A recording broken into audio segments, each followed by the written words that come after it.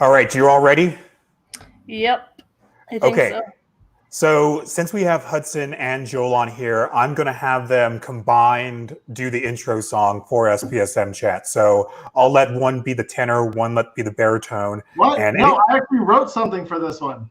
Oh, okay. Well, Joel, just do a little hum in the background. Okay, let's do Actually, that. Joel, you'll know where to pick up.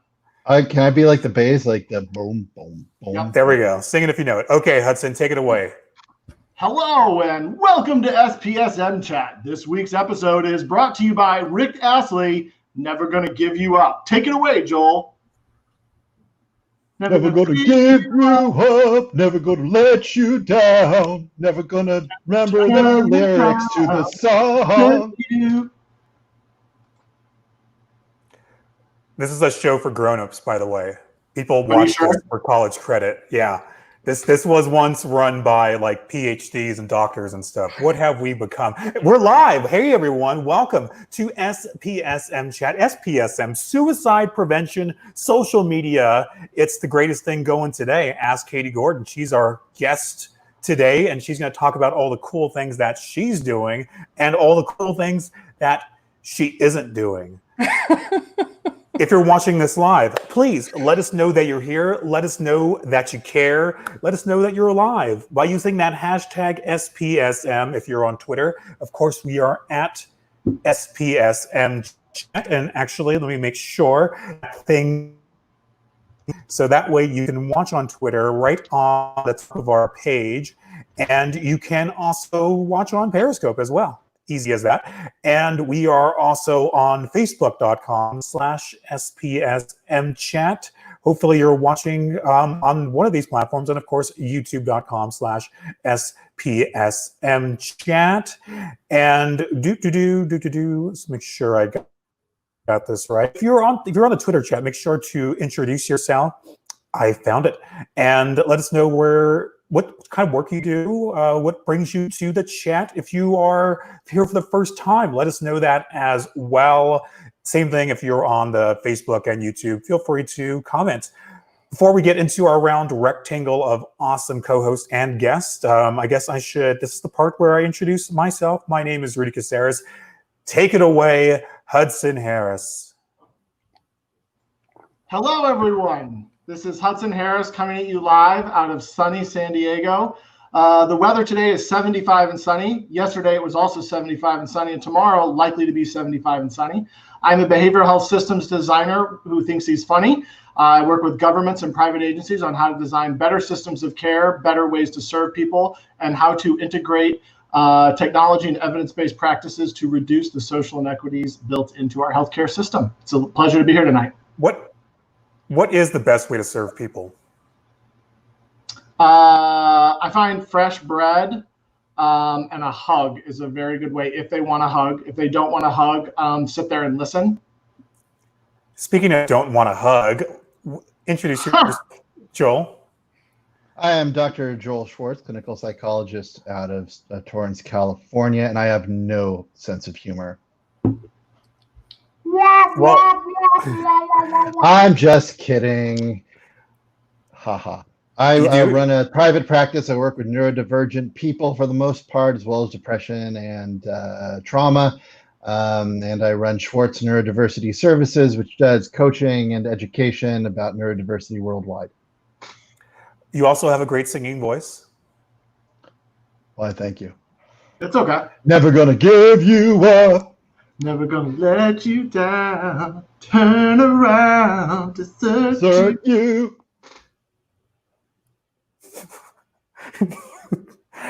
So when we had on, sorry, I didn't mean to unmute you. Did you mute me? Oh my God, I haven't been muted in so long. I'm sorry. Well, we have to devote time to our guest of honor. You know, a couple of weeks ago, I had on Andy Brown, who I proclaimed as the master and ruler of the universe. Shame on me. Our guest, Katie Gordon. Let's just get right down to it. She is the unit when it comes to suicide prevention. She is the end all be all. You people out there, you think that you've got your shit together. Katie Gordon invented the game. She is the game. Everyone else sit down. For those who don't know, that one person out there in the world who is a sad, sad person, tell the whole world, the whole SPSM chat, nay, the whole Katieverse, the whole Gordon galaxy, who is Dr. Katie Gordon. I am a clinical psychologist in Fargo, North Dakota. I'm writing a self-help book about coping with suicidal thoughts, and I also do some research. Thank you for the wonderful introduction and for having me on again. Yes, and for those who missed out on the last show with Katie, we talked about eating disorders and suicide, so thank you for that. That was also a great show. I highly recommend people check that one out as well. And you came on like with very short notice. I think I reached out to you on Thursday, and there's a lot of topics going on in the world. One that people are talking about the most is, of course, try to diagnose Kanye West out there. Of course, he's out there. What can best be described as a manic episode or bipolar, whatever language people want to use. But I found that was a way to bring this subject up, which is something that also gets thrown around when discussing President Trump. So, and of course, there are issues with it, and we're going to get into it. The good, bad, ugly, mostly ugly. Are you ready, Katie? Think so. Cool. So let's get back on to anything else that Joel or Hudson want to add before we get into our first question? Yeah, I'm entirely certain you're not supposed to say someone is a unit. Well, you've been watching the wrong show. Okay. Well, Did you say eunuch? Unit. Oh, sorry. Boy, wow, Rudy, you chose these co-hosts. I'm put quotation marks around co-hosts. I'm just here as like the peanut gallery. Oh, we're back to Rudy. I'm gonna push so many buttons tonight.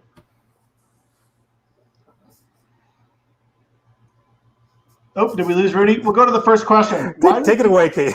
Take it away, Katie. Why do people feel the need to diagnose celebrities with a mental illness? You want me to answer this question? Yes, that is why you're here. That's why I'm here. Okay. I think there are different reasons. I think that one is that when people have display a type of behavior that's unusual and they're not used to, they are seeking explanations for it. So we were talking about Kanye West, and I think that some of his behavior recently and some of the things that he said, talking about running for president and some other things that he said about his family and about Harriet Tubman and things like that, people think that that's unusual and that it's not typical of him or of most people to say. And I think they want to explain it. So I think that's part of why people are trying to diagnose with him. He has openly talked about having a diagnosis of bipolar disorder. And so I think that especially contributes to it. So I kind of think that's one part of it. The other part of it, I think, is that people pay a lot of attention to celebrities, and it might be more gossipy, and it might, I think people are interested in psychology and mental health, and you combine that with celebrities, and they like to throw out explanations and labels and kind of talk about things that they're seeing in the public. Now, before we go any further, would you mind breaking it down Barney style, exactly what the Goldwater rule is? Sure. So back a while ago when Goldwater was running for presidency, there was a journal that surveyed psychiatrists asking about his mental health, and there were people who felt that was inappropriate. And so historically, there's been this kind of Goldwater rule applied to the idea that you shouldn't diagnose people who you haven't directly examined. Recently, that's been looked at again by some psychologists, and they wrote a paper about it and talked about how under very particular circumstances, it might be a different case. So that's the gist of the Goldwater rule, though, is that saying that there are a lot of problems with trying to describe someone's behavior or diagnose it when you haven't done a comprehensive assessment, you don't know what's going on in their life, and you could miss a lot of variables, and it could serve to perpetuate misinformation. I think it's also viewed as unprofessional, but also some concerns involve the ethics of someone consenting to be evaluated and diagnosed. So there are kind of a lot of different issues that come up, boil down to, can we be accurate? Is it ethical to do that? And does it compromise the professionalism of mental health professionals when they make commentary on public figures like that? Do you ever feel compelled to diagnose celebrities yourself? I don't think so. I would be very cautious about ever doing that kind of thing. I think that when someone like Kanye says he had a diagnosis of bipolar disorder and is displaying certain behavior that in the past he has described as a manic episode and then is describing or displaying similar behavior, I think about and wonder, is he struggling with a manic episode? But even then, I mean, I think about there are a lot of other factors that could be going on in his life that we don't know that could contribute to it. So in terms of making a formal diagnosis or formal opinion about that, I am pretty reluctant to do that. I'm pretty conservative about doing that kind of thing. Have you ever found out about people trying to diagnose you from afar? I'm sure that it happens among people, but not that I'm aware of. I got about 3 in the chamber if you really want to hear it. Oh, that's what you've got, a good 15-minute sample of my behavior.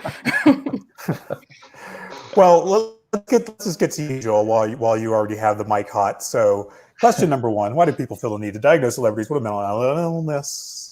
So the thought that came to mind is there's a psychological defense called psychologicalization, which is a cousin to intellectualization, which is when people don't want to deal with intense feelings or thoughts or experiences, and so they kind of overthink, overread, try to kind of throw all sorts of intellectual claptrap at it to try to contain those feelings. Claptrap. Yes, claptrap. And I think that people now do the same exact thing with kind of psychological terms. And so when celebrities that we adore misbehave, Kanye is a musical genius, but he's also kind of an asshole sometimes. I'm gonna let you finish. The slavery is a choice. That he does not really apologize for, take ownership for. And we look at that, and these people we adore and love and kind of idealize, we want to continue to do so. And so it's easier to say, oh, it's just a mental illness, than it is to actually contend with the fact that some people have character defects as well as mental illness, or in addition to, or even instead of. Has anyone ever told you, Joel, that your headshot looks like Joel Osteen with a goatee? Oh, God, no. Was that a zinger? Can we throw that I'll take it. He's a good-looking man. Just any association with him, and I'm just, want to run to the hills. He is a good-looking man. Or I could start a cult and get millions and millions and millions of dollars. That's actually a really good idea. Cult is a funny way to spell a 501(c)(3). That's right. So, Dr. Gordon, I just want to fanboy just a little bit because, I'm not a provider. I'm not trained as a provider. I never attempt to diagnose or do any of those things. But I do read voraciously. And the first time that I ever felt like I really understood even a small fraction of suicide was Joyner's interpersonal theory of relationships. And I know you're cited in there and you've done work with him. And so I just want to say from me to you is just how amazing that work is and how much it helps me really progress my own understanding of how to empathize and build bridges and understand the programs that I design that much better. Thank you so much. I really appreciate you telling me that. Yeah, it's really, it's the one that when people talk to me about suicide, it's the one that I've learned how to communicate the best. And the one that really, I think, helps people get there the most. And I wish it was more out there. So it's a pleasure to actually be here, all jokes aside. Answering the question, I come at this from more of a layman's perspective. I think I call it the cracked pedestal phenomena, and I just made that up. But it's this idea that we put celebrities and famous people and rich people and people who are neither of those things but somehow have gained both of those things onto a pedestal. And then there's almost this innate human desire to see the cracks in the facade, to see things fail. I think that's one. The other one, and I think at least for me is more telling, is like learning about the mental health issues that celebrities face helps us associate and feel less abnormal. Like hearing, if you really want to like hear some truly tragic and unbelievable stuff, go read about Lady Gaga's history in growing up. There was literally an anti-Lady Gaga, I can't remember what her real name was at the time, fan club in her high school that was dedicated to showing that she was going to fail. I mean, like some of the stuff that she went through is just incredible, a tribute to her. She made it through. And so I think some of it also, the positive side of it is that by understanding that the people that we put on these pedestals, they are cracked, but it also makes them more real. Sometimes that can play out in negative ways. I think we're seeing a lot of that of late. But sometimes I think it can play out in positive ways. I think you look at Lady Gaga, Adam Driver was one not long ago where NPR, I can't remember which co-host it was, asked him to listen to a recording of himself, and apparently it's a pretty big trigger for him. And like we learned that about him, but like learning that these people that we put on these high hills also have these issues, I think is I think it's kind of natural. I think we want that because we want to know that we're not alone. We want to humanize them. Right. I mean, like Adam Driver just is like his ability to go from like Kylo Ren to like the second Saturday Night Live he did. It was just like just to see the range of like who he was and what he could do, and then also understand like the mental health issues that he's working with. Like, I think sometimes like we almost enjoy the train wreck effect, which I hate. Like we watch it, like we saw a lot of it in the 90s with some of the pop stars that came out of Disney. Britney Spears went through it. Several of the others went through it. But I think like in focusing somewhat on the positive, I think knowing that the people that we idolize, that we watch, that we listen to, et cetera, go through this, I don't know, it helps you get through the day a little bit. Anything you want to add, Dr. Katie Gordon, before we get to question number 2? Oh, I think that that's absolutely right. That there are, I think that we have a fascination with people who are like connected to the Kardashians or Kanye West, and the idea that their lives, which I think maybe especially in a time where a lot of people are struggling, might seem otherwise perfect because they have a lot more money and they have fame and they have all of these resources. The idea that even then people can struggle might be of some comfort to people, that they're not alone in that. Let me ask a question about that, but why does that have to be around a discussion of mental illness? Why can't people just struggle? Why do we have to label it with them as a mental illness and bring that stigma into it? Do you think?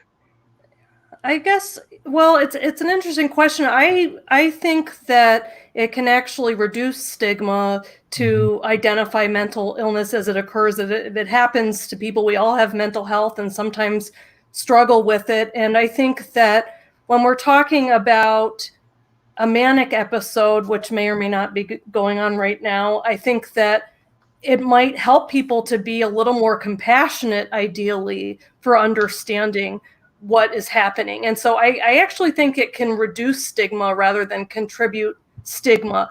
It all depends on how the conversation is going, and I've seen this discussion go all different ways. But we could talk about him as struggling, but I think his behavior is beyond what a lot of people can imagine themselves doing, unless they themselves have been through it, or if they know people have struggled with mania and things like that.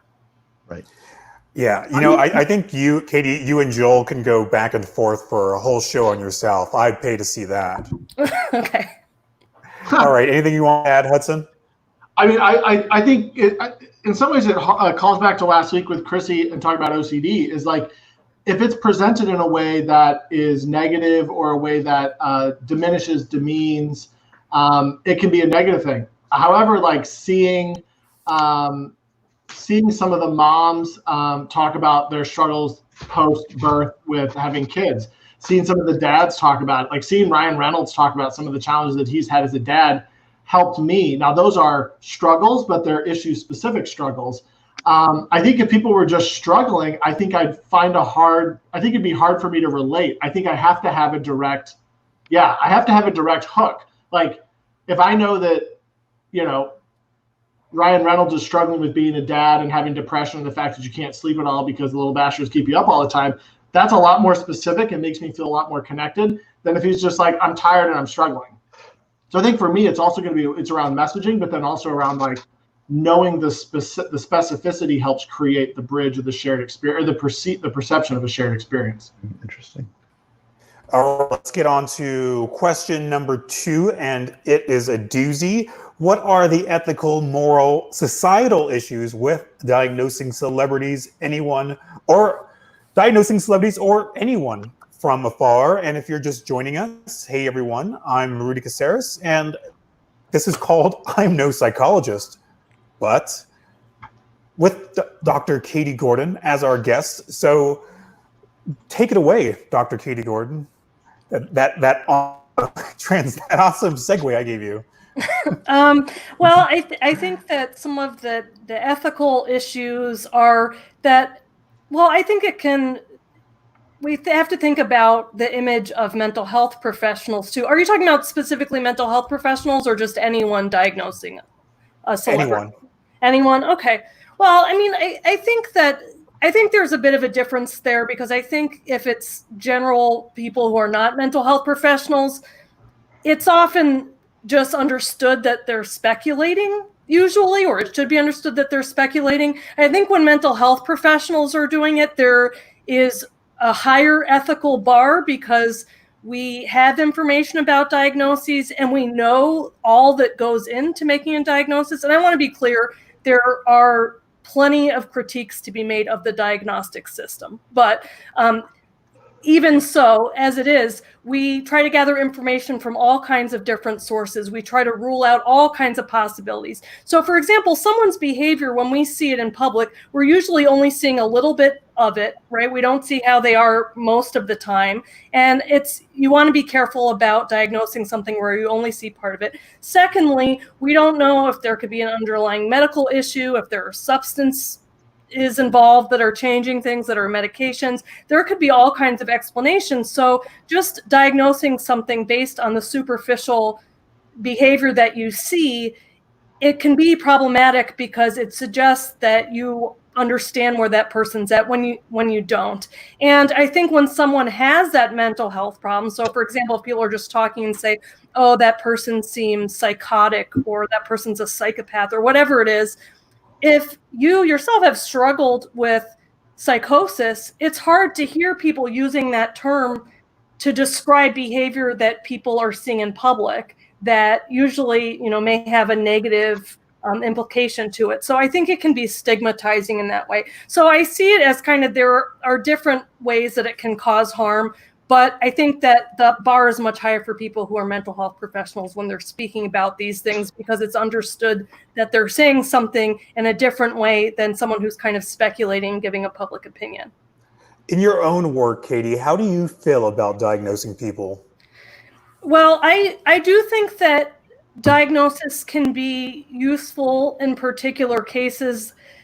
And I mean diagnosis broadly. So I don't mean, I think it's important to diagnose what the problem is, what the person is concerned about, what they're distressed about, what's causing problems in their lives. I think that the diagnostic system just practically is also linked to things like insurance reimbursement. And so what I try to do when I'm doing a diagnosis is gather information from as many sources as possible and link to a descriptive of what's going on. And then sometimes it can be very meaningful in terms of selecting the treatment that's most helpful for that individual. So it's important to still individualize the treatment, but I think diagnosis can be important there. And secondly, I think diagnosis, even as flawed as it is in many ways and needs to be improved upon, can be helpful for doing research so that you can say, this group of people has some overlap in things they're experiencing, and we want to see if this particular therapy is useful. It's helpful to have that diagnosis in that case. What say you, Dr. Joel? So I have two kind of areas of thought around this. One is in the area of stigma, there is a tendency, I think, to want to prescribe negative behavior, violent behavior, aggrandizing behavior as a mental illness, which is not only stigmatizing, but it's stereotyping. It's painting mental illness in a negative light, and whereas nobody wants to suffer. Having a mental illness doesn't make you engage in some of the horrific things that are often prescribed to mental illness. And we see the same thing in with suicidality is, oh, they must have been mentally ill. It's like, no, the world kind of sucks sometimes. And we don't have to call that depression in order to give it, a meaningful context. And then I think along those lines, the second area of thought I have is that when we look at these things as mental illnesses, we tend to look at them as existing within a person, and it takes away from the cultural context and societal context in which the suffering can often take place.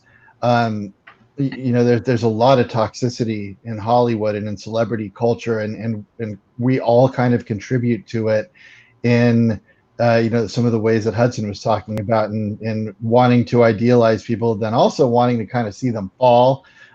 There's that great South Park episode with Britney Spears, just to take off on the lottery, that Shirley Jackson horror story, about how we as a society set people up to be consumed by this kind of culture and what it does to the psyches of people. And so I think we take away from it, it makes us complacent in the suffering of others, and it gives us an easy way to excuse it by saying, oh, it's just mental illness. Well, let me ask you, Joel, in your own practice, do you diagnose people? I look at it more as an identification of various forms of suffering than a stagnant diagnosis. I think, like Katie said, in some ways it can bring understanding to people. It can bring, kind of a group identity. But the negative part of that is that if I'm imposing psychiatric language onto somebody's experience, there is sort of a colonization of knowledge going on there, and I'm wary about doing that. So I want my clients to understand from their own perspective, whether that be a cultural perspective, a religious, a spiritual perspective, and I want them to understand that a diagnosis is only one possible way of understanding what they're going through. What say you, Hudson Harris? I mean, there's not much else I can say other than what Katie and Senior Joel said. So I figured that this might happen if I went last. So what I decided to say here was, for those of you who don't know, I'm also a California attorney. And I don't practice, but I am still licensed because I'm not going to give that shit up after all I went through for it. But I think I see a lot of it, and kind of, it goes back, at least to me in my brain, back to the O.J. Simpson trial. Of when we shifted, O.J. Simpson and the first time we invaded Iraq, for those of you not yet old enough to play along with the home game with us, and it's not the first time we've been there. So 92, 93, somewhere in that range. And the news shifted between, yes, I'm old, Rudy. We've the news shifted. I still remember, they've actually done some case studies on how, CNN went to the 24-hour news cycle, and they had these splashy graphics of the F-35 and all these planes, bloop, bloop, bloop, bloop, and it looked like a movie. And then you had O.J. Simpson not long after, which sensationalized the tragic deaths, but also sensationalized the legal profession, which didn't really need a whole lot more sensationalization after all of the TV shows about it. But it also really put on show this idea that we were okay to talk about anything, that we were okay to hypothesize, prevaricate, guess, bullshit, whatever it was, and people would call it news. And I think what I would say to this is that is it immoral, unethical, et cetera, et cetera, et cetera? Abso-fucking-lutely. like 100%. Whether it's an attorney getting up there being like, he did it. If it's a psychologist or a psychiatrist getting up there and being like, he's got syphilis or whatever it is, or, you know, some other mental health, I don't know, anything. That wasn't mental health, but I was just like coming up with something out of my brain that didn't make sense. None of it's really ethical. It puts people into boxes that are easier to then dismiss. And it sensationalizes it and dehumanizes people who are going through unimaginable pain a lot of times. And I think, you know, one of the things that really brought this into focus is I have a friend who does sometimes work with celebrities in mental health settings, and hearing some of the things about, like, you know, A-list celebrity 1 and A-list celebrity 2 were just texting about how sad they were or how alone they felt.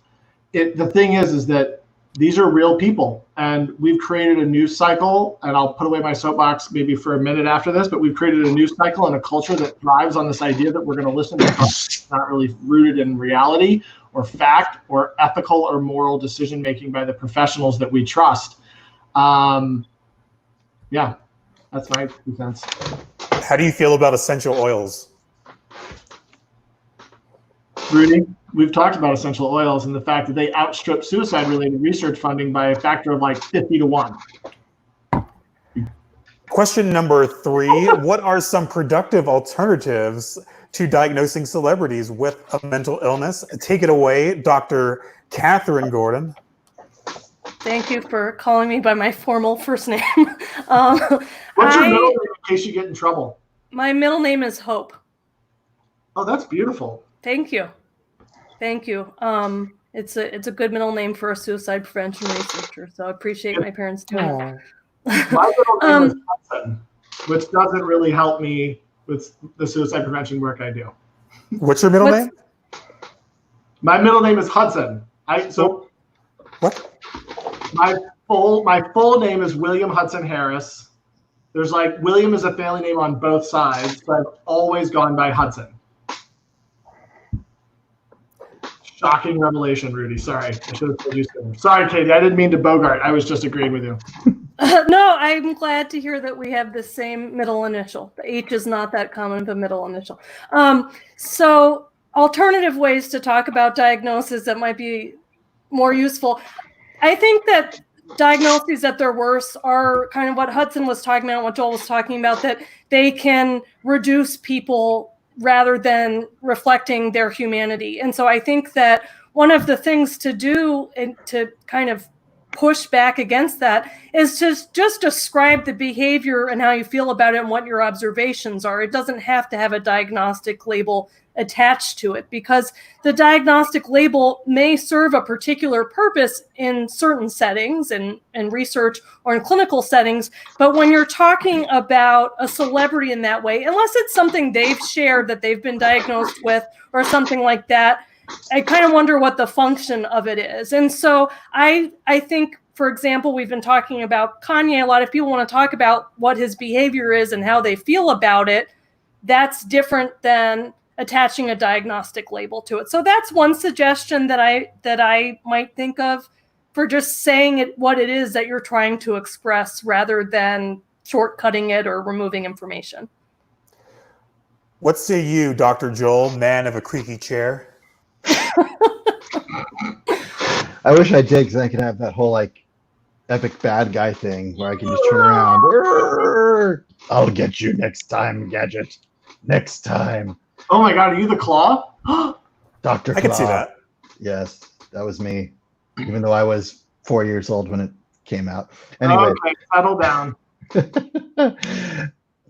An alternative, and so this comes a little bit from my philosophy and training. I'm trained as a psychodynamic and humanistic therapist.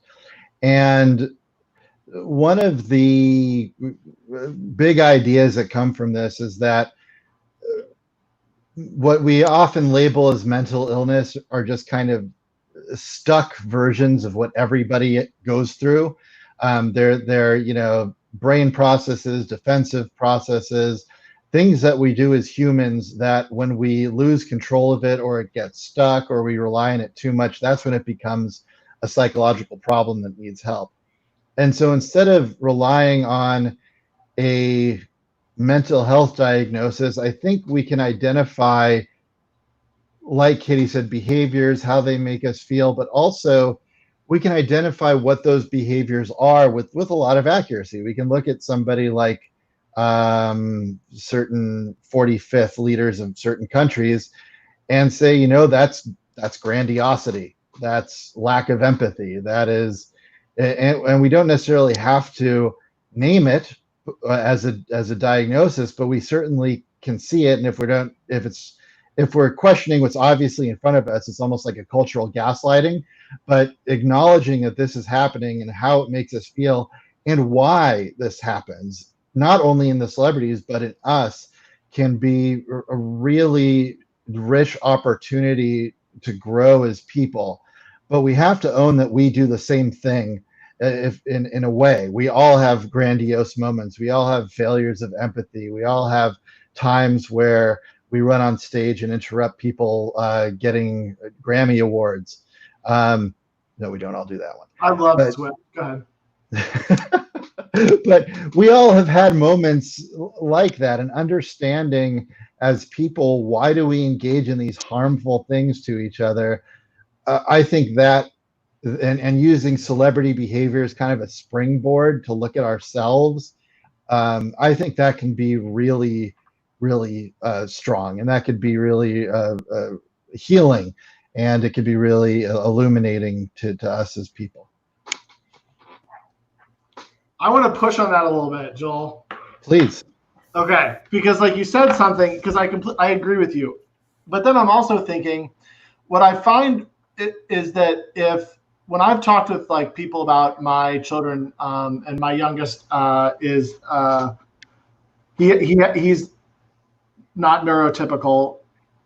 When I explain to people the behaviors, there's one reaction.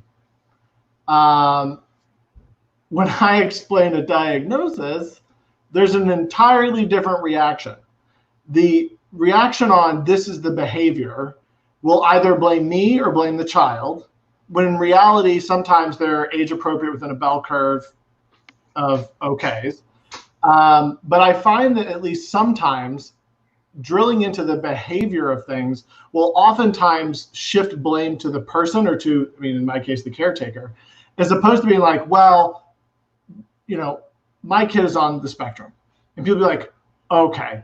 And then whatever behavior is being exhibited will somehow be more acceptable than if I'm just like, yeah, he's really got some sensory issues and he's overloaded and he keeps trying to bite his brother and I don't think he's wearing pants right now. And then all of a sudden it's my problem with parenting, or the kid's out of control, etc. So like I would just push a little and wonder what your thoughts and Katie's thoughts were on that. So I have two responses. The first is that it shouldn't stop at identifying a behavior. We need to have the discussion about why the behavior happens. And that, I think, needs to include, various forms of neurodiversity, various issues that go on in society. And the second one, this is for a much longer discussion, which is this personally, I don't believe that identification of neurotypes is the same thing as a mental health diagnosis. One is a neurological thing that isn't changeable. No matter what happens, your kid, and frankly mine too, are going to be autistic. And there's nothing we can do about that. That's not a diagnosis. That's an identification of a meaningful difference of how somebody is in the world. Versus a mental illness, which is not a static thing. But that's a really long discussion. Sorry. So it's Katie's show. So to Katie. Sorry. We're good. Happy to we kind of froze up for a second, so I'm not sure like what people saw. Rudy, your internet's not very good. You look a little bit like a Picasso painting all night. Usually Usually I can read the comics behind you, but you've been much more Picasso this evening. Well, I'm glad you told me that at 7:40 p.m. Mountain Time. Well, I thought it was my internet. I've been running speed tests and trying to figure shit out. Sometimes I can't tell. Yes, well, I have Ethernet. Let's just go to Kate. Question number 4. Is there ever a time when diagnosing celebrities is appropriate? Thanks for being a trooper, Katie. About what I said. So take it away. I'm getting mixed messages. Okay, I'm going to do what Rudy says. I'm the host.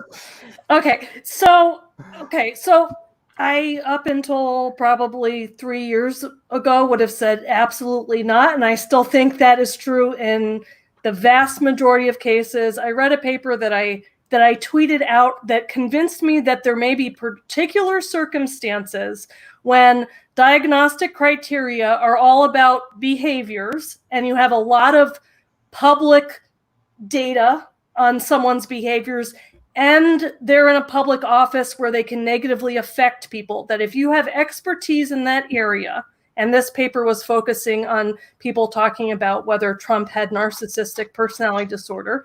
So if you have expertise in those particular personality characteristics, whether you want to talk about the formal diagnosis, or if you want to talk about the pattern of personality, however you want to look at it, and you have someone that has been in the public eye for decades, and you feel that it is negatively affecting things like policy making, then I think that with appropriate caveats, and I've only listed 5 to 10 as explaining this, it is okay to offer a professional opinion, being clear that you didn't directly diagnose the person or anything like that, but just say what you observe and how that seems to map on what you think and what that might mean.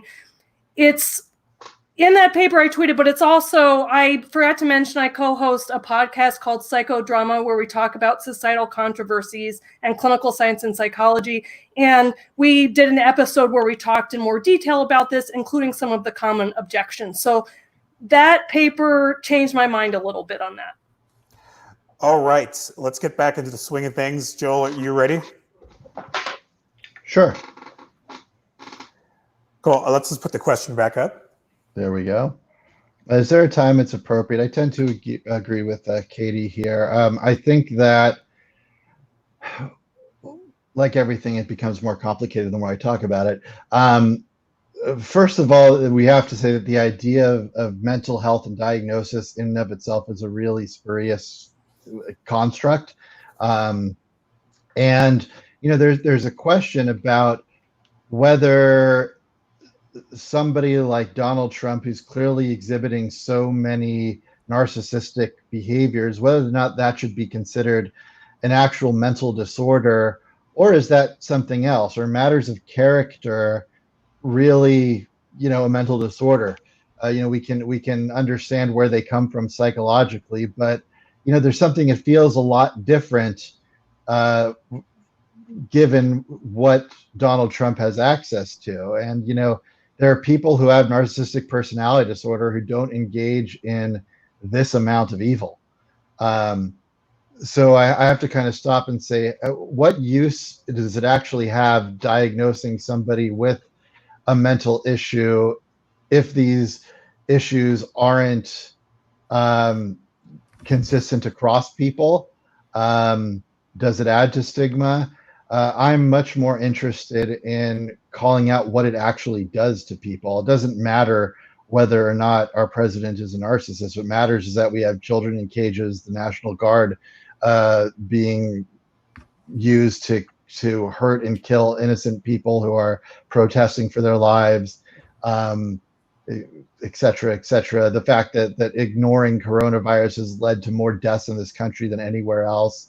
All those things are much more important than just saying, oh, it's obviously narcissism. Well, there's a bunch of people who have narcissism and they aren't given access to power, and they don't do this. And they don't leave this kind of death and destruction in their wake. All right, let's take it to Hudson. How you doing, Hudson? I'm good. I still want Katie to answer my question, but I will accept the mute button and that this evening. No, I'll explain what happened after we're done being live. But yeah, if you want to ask Katie that question too, that's totally fine. I don't actually care because I don't entirely remember. Okay. Yeah. No, yeah. That's fine. No, I mean, wait. Okay. I do think, yes, I will agree with the prior two host-guest combination that there are sometimes where it's appropriate. I also think, contrary to what I said earlier about it being unethical, immoral, there does come a time where we all have to stand up and say things. And I think that there comes a time, you're seeing it now in Portland and in Seattle, where you're seeing veterans go out at night and asking National Guard and asking deployed military if they're following illegal orders. I think that there is a time where licensed professionals, professionals who are held to a higher standard of conduct, a higher standard of what they do, or have specialized knowledge that puts them in that way, that puts them in that environment, have a duty to stand up. I've talked about this all week on social media.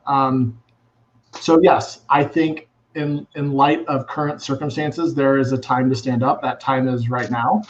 So yeah, at times we have to. And, you know, there are times in the legal profession, despite what everybody says about lawyers, we're not all terrible people. When a lot of the stuff was going crazy with the initial travel ban, I could not have been more proud of my attorney friends who were able at the borders to go down to the border and just help without recompensation, without fee agreements, without any of the stuff we would normally have to do to work for people, to just help people either get home or get back or go or whatever it was. There are times where we as professionals have a duty. And then I'd also say the next step of that is there are times where we as humans also have a duty. So yes, I'll say yes to your question. All right, before we get into final thoughts, does anyone have anything else they want to say to Katie or ask Katie or anything else like that? Your podcast is my new favorite podcast, the Jedi Council. That's the old podcast. So I'm really excited about catching up on old episodes. There's an episode with me in it. Yes, it's very good. Yes, if you ever need, thankfully. If you ever need not Rudy, but someone else almost as funny, I'm more than happy to come up. Thank you. That's very good. At this point, Hudson, you are funnier than me. Let's just say I don't agree with that.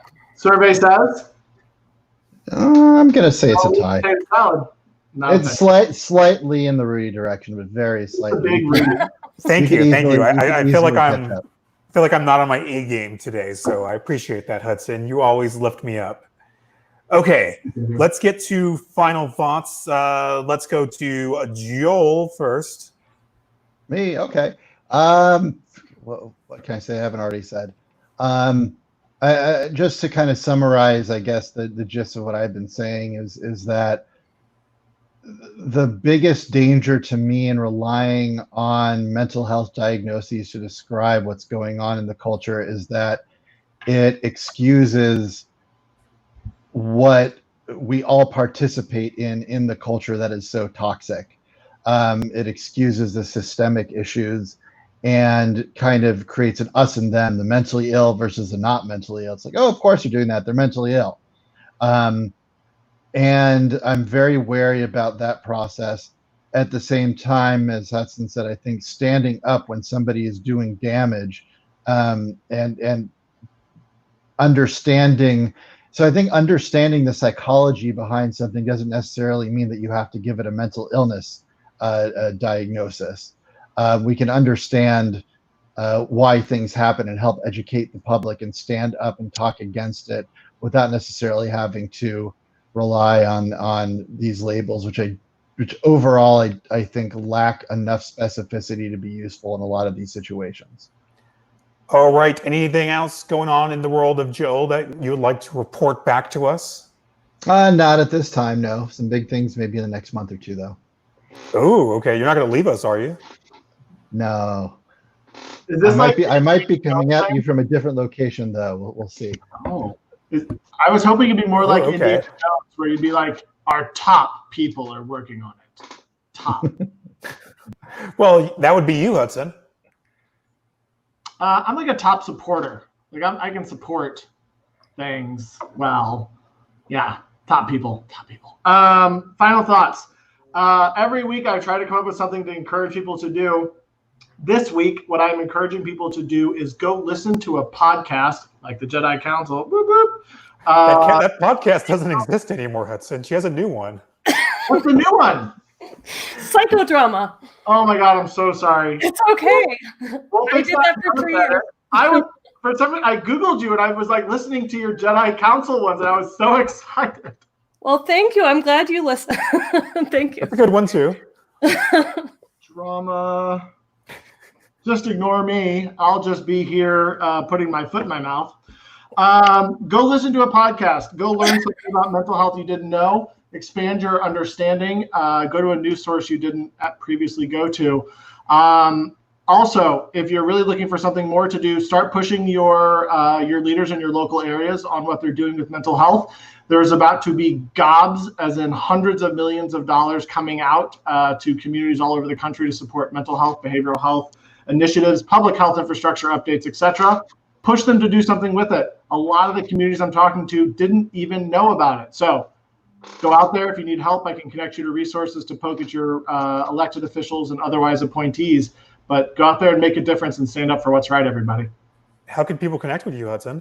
At Mental Strategy, or you can find me through my favorite co-host, Rudy Caceres, at SPSM Chat, at Rudy Caceres, at Rudy Caceres. How's Hamlet's Instagram going? Hamlet's Instagram is going well. He was visited by Instagram. Just as a joke, but people with like umbrellas and sunglasses and things that looked like they were from Instagram. He's very good. He has 6 teeth now and loves to eat mandarin oranges like he's popping Altoids. It's pretty amazing. Awesome. And speaking of podcasts, Hudson, I'll have you know that I'm about to launch a new podcast really soon. Oh, can this be one that I'm not a guest on either? You're going to be a guest on it no matter what. And so will Katie Gordon. Ooh. Final thoughts? Not me, though, I guess. I'm excited that you're launching a new podcast. That's really cool. I enjoyed No Restraints being on that, too. That was fun. My final thought, diagnosis at its worst is reductive and ignores a lot of relevant details about a person. It can ignore the context, the societal context that a lot of people are talking about and that I 100% agree is relevant to mental health. But at its best, it can help identify what's going on with someone and help them get to effective treatment. And so I think that diagnosis is not something to completely get rid of or fully embrace without other things, but it's something that has a lot of nuance and context around it, something that I've thought about a lot and changed my mind about in different ways over the years. All that being said, I think the vast majority of the time, it is not useful to diagnose public figures. I think there are a couple of very few exceptions where I think there's a compelling argument to be made where it's useful. I think instead it's more important to just describe what we're observing and what we think about it. That's my opinion. Those are my final thoughts. Yes, and concurrently Can we talk about Wonder Woman? Have you done any articles or podcasts or things on Wonder Woman? On Wonder Woman, yes. Jedi Council, the podcast that I did for a while with Brandon Saxton, we also did some fictional psychological evaluations with the idea, because you shouldn't diagnose public figures and people you don't know. The idea is that you could teach about psychology and mental health by writing fictional reports of characters that people like. And so I actually started doing that when I was a professor and was teaching, but then we continued it as hopefully kind of a fun educational type thing. And so there is one on Wonder Woman on our website. That's brilliant. So you're doing fan fiction for psychology on superheroes. That's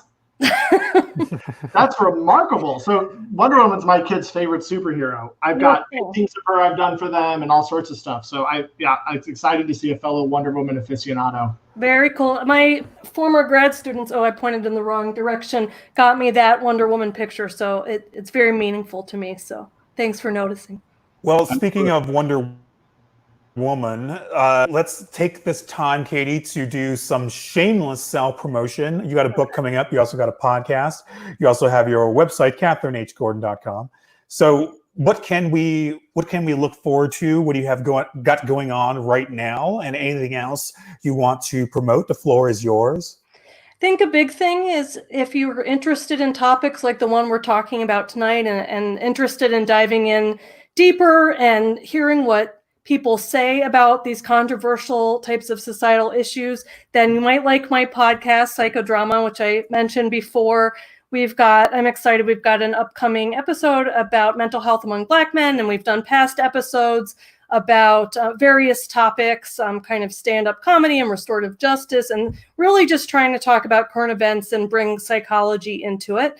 My book is going to be published by New Harbinger. It's the Suicidal Thoughts Workbook. It's a cognitive behavioral therapy framework, but there are a lot of other pieces in there too, talking about meaning through Viktor Frankl's kind of framework, all kinds of stuff in there. And that I expect to be out sometime next year. So those are the main things I've got going on right now, besides being a therapist the majority of the week. And that's mostly what I do. Well, you had me at Viktor Frankl's. So that's going to do it. I don't know, Joel, hey, how are you doing? That's going to do it for this week. Thank you so much. Dr. Katie Gordon, I appreciate you so much. When the book comes out, we'll definitely have to have you on again. I'd love that. Next week, SPSM Chat will be back next Sunday. That's August 2nd, 6 p.m. Pacific, 9 p.m. Eastern Time. Our guest will be Nyla Burton. We'll be talking about why suicide prevention campaigns should put lived experience people who have survived suicide attempts themselves and not necessarily family members at the forefront. So that could be controversial, but also, for me, fun. And I hope you all join us again next week. So thank you again. Go support the hell out of Katie Gordon.